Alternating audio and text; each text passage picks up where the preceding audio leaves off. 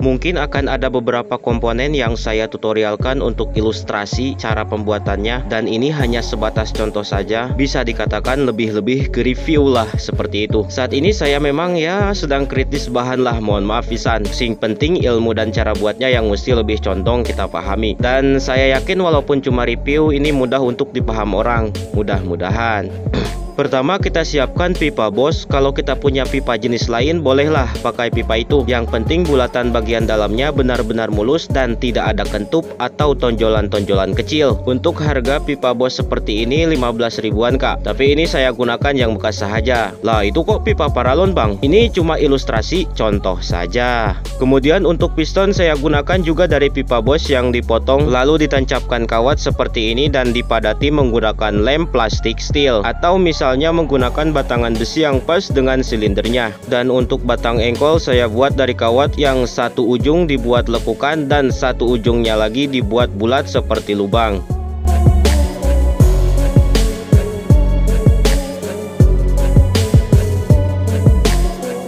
Untuk penutup silindernya saya buat dari bulatan kayu. Usahakan kayunya harus lebih menonjol dari silinder karena ini akan dibuat lubang. Cara melubanginya kita bisa buat menggunakan besi bulat tajam atau biar lebih cepat pakai bor. Pertama kita lubangi di tengah bulatan kayunya sampai tembus dari ujung ke ujung.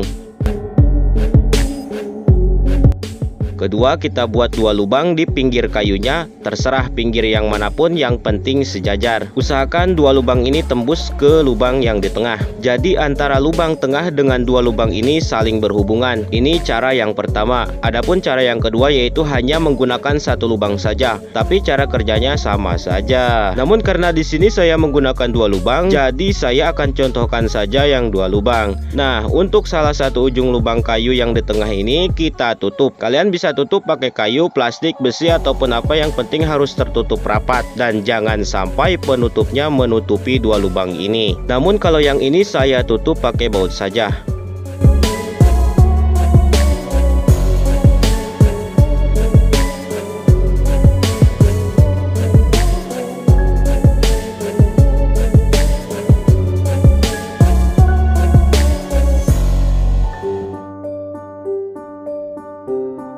Kemudian untuk pipa ini atau silinder batang saya buat dari kaleng yang dibuat lingkar seukuran batang roda gila. Seharusnya ya jangan dari kaleng, karena kaleng biasanya kesat ketika terkena uap. Karena di sini kategori batangnya bukan bolak-balik tapi berputar. Jadi beda ngap. Objek batang yang bolak-balik dengan batang yang berputar beda kalau pakai kaleng, nggak seperti video-video saya sebelumnya. Maka dari itu mesin ini dinamai mesin uap katup rotari.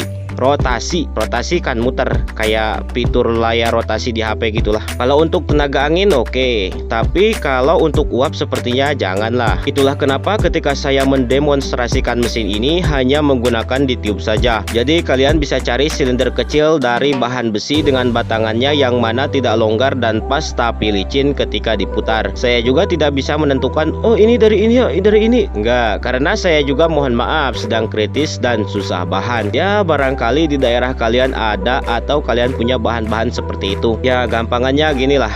Prinsip dan cara pembuatannya, kalian siapkan silinder sama batangan besi yang pas. Anggap saja ini adalah besi. Terus kita buatkan 4 lubang di silindernya. Jadi tiap antara dua lubang di tengahnya ada sedikit jarak atau sekat pemisah. Orang Sunda bilang ada sedikit anggang atau renggang. Setelah 4 lubang dibuat, untuk batangannya ini kita buat 2 slot atau coakan. Lebih mudah menggunakan kikir segitiga kak. Untuk metode agar pas membuat 2 slot tersebut, pertama kalian sandingkan antara silinder dengan batangnya seperti ini.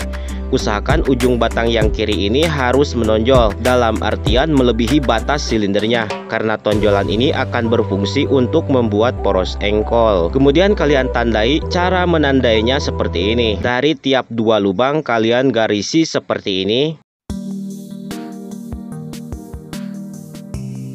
Nah, jadi antara garis pertama ke garis kedua ini akan dibuat slot nantinya. Begitu juga 2 garis yang ini. Tapi bukan berarti harus dibuat 2 slot di sini. Ini hanya menandai saja karena slot akan diukur sesuai poros engkol. Biar gampang kalian buat dulu poros engkol.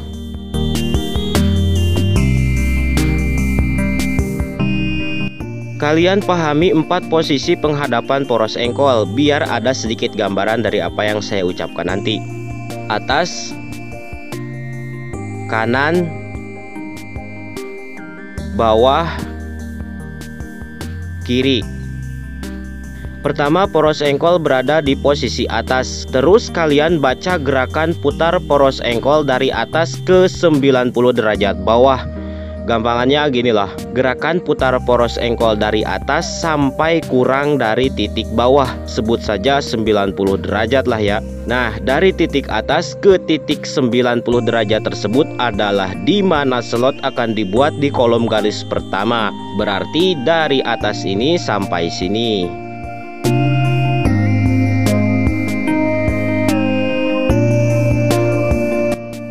Slot pertama sudah dibuat, sekarang kita buat slot kedua. Caranya sama seperti teknik pertama. Kalian letakkan poros engkolnya di titik bawah, kemudian putar porosnya sampai ke titik 90 derajat dari atas.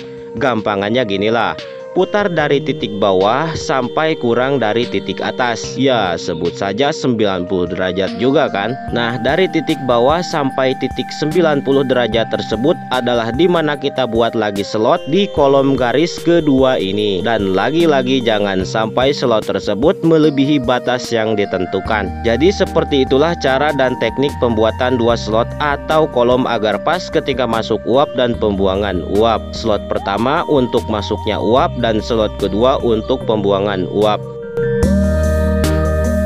Lalu kita siapkan selang. Kalau saya di sini menggunakan selang sedotan saja. Intinya apapun jenis selangnya, yang penting jangan ada yang bocor dari bengkokan ataupun penyambungannya. Jadi 2 lubang di kayu ini akan dihubungkan ke antara 4 lubang yang di pipa silinder ini. Caranya, lubang bawah ini hubungkan melalui selang ke lubang yang pertama. Kemudian untuk lubang yang atas ini hubungkan melalui selang ke lubang yang ketiga.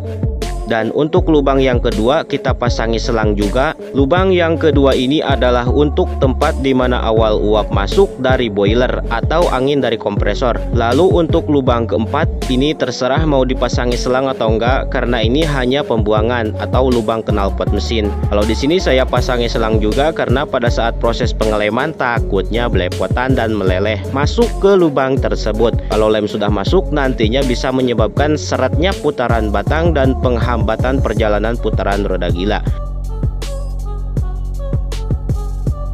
Jadi seperti itulah ngap cara dan rahasia ilmu putaran mesin uap tipe 9 ini. Kalau untuk mesin ini gak ada istilah kunci L dan L terbalik, gak ada, karena katup sudah dikombinasi dengan batang roda gila. Saya hanya membantu bahas atau mereview yang rumitnya saja. Selebihnya kalian bisa set sendirilah.